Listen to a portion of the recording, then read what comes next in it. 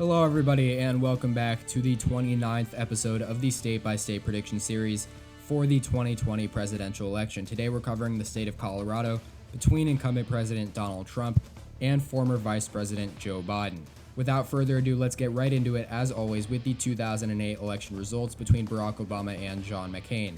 Barack Obama won with 53.66% of the vote to John McCain's 44.71%, as Barack Obama won with 215,000 votes over John McCain and carrying all 9 electoral votes in the state of Colorado. Now, as compared to the national average, the state of Colorado went about 0.73 points to the left of the national popular vote average. Now, as for 2012, it got closer, with Barack Obama only winning with 51.49% to Mitt Romney's 46.13%. 137,000, that was the margin of lead in 2012, as the margin of lead was cut down by about 80,000 votes. However, Barack Obama still carried all 9 electoral votes in the state of Colorado.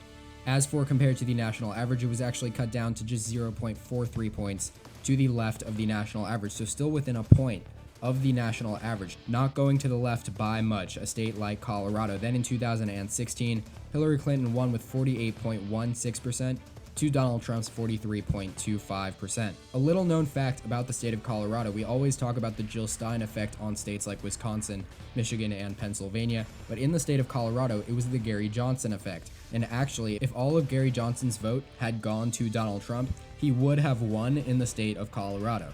That being said, Gary Johnson won 5% of the vote and Donald Trump only 43.25%. And thus Hillary Clinton still won by 136,000 votes. However, this is not a great number for her. As you can see, from 2008, 2012, and 2016, Colorado went incrementally about 3 points down for the Democrats. Versus the national average, it actually went to the right of the national average, despite Hillary Clinton winning.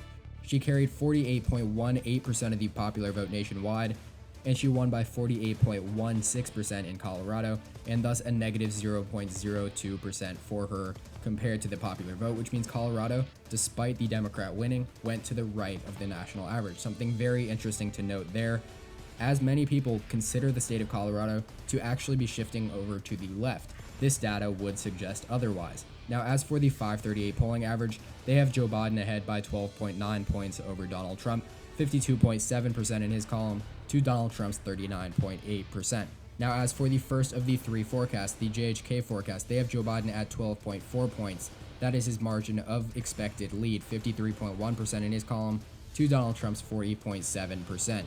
Then we go down to the Our Progress forecast, 9.5 points. That is the margin of lead they have for Joe Biden in Colorado, 53.0% in his column, to Donald Trump's 43.5%. And finally, the Economist forecast, the final of these 3 forecasts, 12.6 points. That is actually higher than the JHK forecast. They have Joe Biden at 56.3% to Donald Trump's 43.7%. And as for the data consensus, as you can see, the data is on Joe Biden's side in the state of Colorado, 53.8% in his column to Donald Trump's 42.7%, an 11.1 point margin of lead in all of the data combined and averaged. And with that, the polls have now closed in the state of Colorado, and we have a key race alert coming from the EP studios.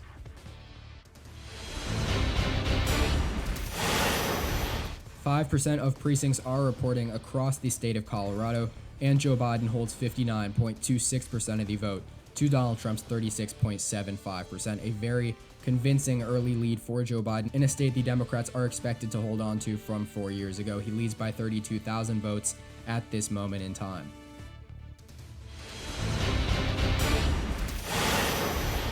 38% of the vote is now in across the state of Colorado, and Joe Biden's lead has shrunk to just 49.01% to Donald Trump's 44.08%. He leads by 54,000 votes over Donald Trump, as a lot more vote is starting to be counted in the more rural and conservative areas across the state of Colorado.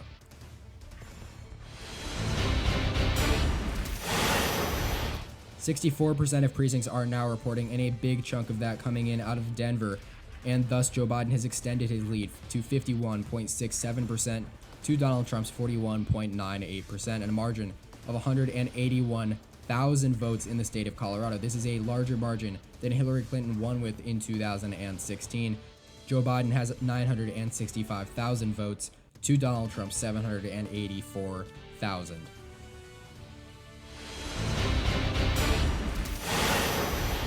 87% of the vote is in, and Joe Biden's lead is now 50.64% to Donald Trump's 42.27%. Donald Trump is lagging behind his numbers from 4 years ago, as Joe Biden leads by 212,000 votes and 1,286,534 votes in his column to Donald Trump's 1,073,800. We expect Joe Biden to pick up more votes in this race than any Democrat has ever received in the state of Colorado.